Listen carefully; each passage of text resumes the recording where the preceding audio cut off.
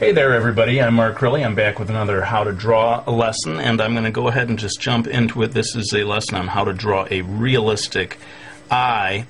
I'm going in with my black Prismacolor to make the upper eyelid, and let me just say in general that if you want to draw a realistic eye or realistic anything, you really owe it to yourself to draw from life, or at least look at photo reference, which is what I did for preparation on this video. So the eye shape, fortunately, is very much the way we imagine it. You know, this sort of, I don't know, almost like seed shape, at least right along the edge of the eye itself.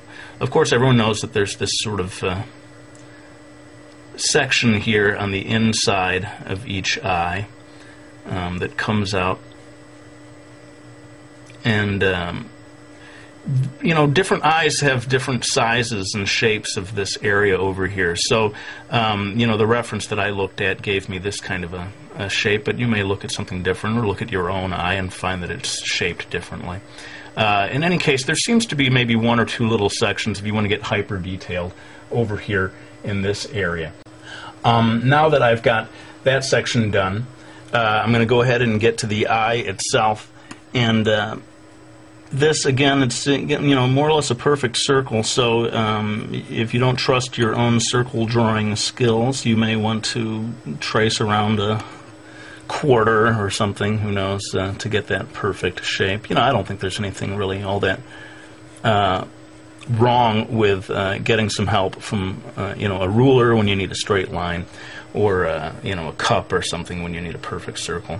Anyway, I've kind of got that section in place, and for the pupil, I'm thinking that it's about 1/4 or 1/5 the width of the iris.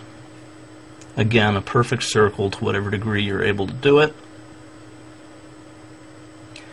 And then I'm going to put in a sort of a highlight area over here that, you know, maybe is sort of the suggestion of a window in the wall that's providing some light there. Okay.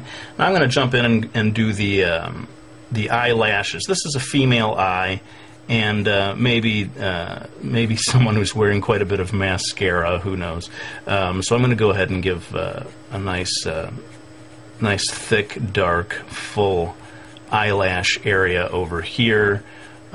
This kind of thing, you know, I can't obviously go line by line and tell you how to do it. It's practice makes perfect, I guess. But again, looking at different reference, looking at different eyes, you're going to see all kinds of different ways of doing the eyelashes.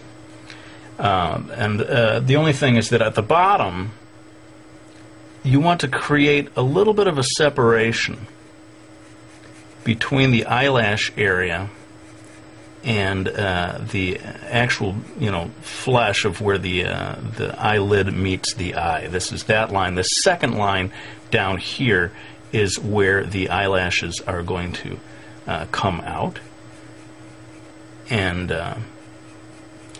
they start quite thin, you know, down in over here on this section, and as they go along, they get thicker and thicker.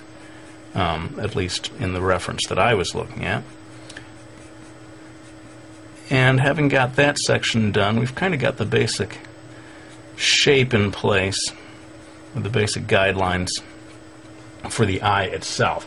Now, again, every eye is different, but it's all, most eyes are going to have some kind of a eyelid. And this one that I looked at for reference had quite a, I guess you'd call a heavy eyelid, which means that the line of the eyelid is pretty distant from the line of the eyelash. Again, looking at different things, look at your own eye, you may find that that line is a lot closer. And in some Asian eyes, there's almost no line at all of eyelashes. This is not so much a video about drawing the eyebrows, so forgive me, I'm just going to drop in really quickly a suggestion of an eyebrow here without talking about it too much. Now I'm going to zoom in right now to what I feel is the absolutely most important part of this lesson, and that is the iris. And I want you to really see the details of what I do here. So pardon me while I zoom in. Now, getting a good iris illustration done is the real key to making a super realistic, almost photorealist looking eye.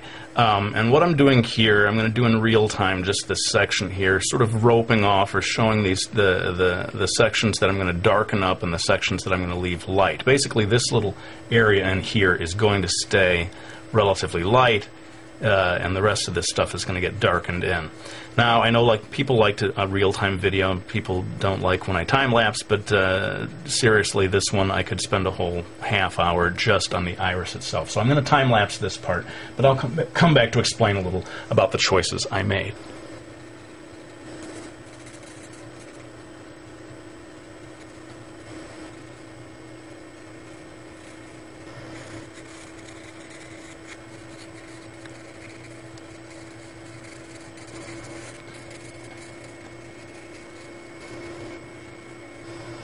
Alright, so you can see where the key to getting a nice shiny looking eye is getting this nice window shaped highlight, although it doesn't have to be window shaped, it could be sort of circular or any number of shapes. But make sure that you keep it nice and white, and that you darken the area near the highlight, and that helps it pop and makes the whole thing look shinier. And you saw that I spent a fair amount of time adjusting the different shades here. There's a band area here near the pupil that's a certain thickness. There's a whitish area down here, and then again, in certain types of eyes, every eye is different, you get the very darkest band of color right around the very edge. I'm going to go ahead and jump in here and very quickly darken this area in of the eyelashes. Again, this is maybe a female eye, someone who's wearing quite a bit of mascara. And with that, we're starting to come into the home stretch on this video. And again, to keep things a reasonable length, I'm going to have to do some of this in time-lapse. But hopefully it won't be anything that you couldn't follow along with. Basically, I'm going to be adding shading to make the whole thing look a little more 3D. And again, I'll come back to explain a little bit about the choices I made.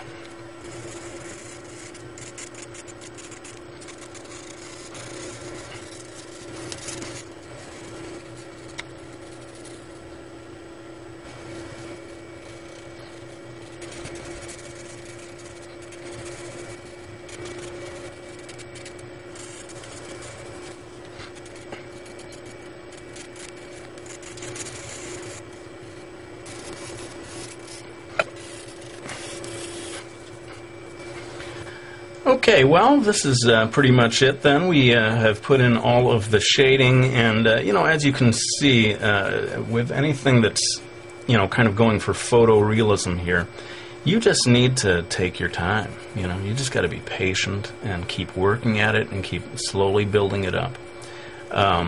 That's why I pretty much had to time-lapse through a lot of the stuff on this video. Those are the requirements of doing something truly realistic. And in many ways, if this is the kind of art style that you want to do, the most important thing that you need to learn is patience. You can draw almost anything so long as you're willing to commit the time to it. So that's pretty much it for this video. I hope you found it useful, and if you want to see me do more realistic stuff like this, by all means, let me know. I'd be happy to do a whole series of videos like this. This is, of course, what I was trained to do in my youth. If you are able to draw like this, I think it does help you to draw in any other style even better.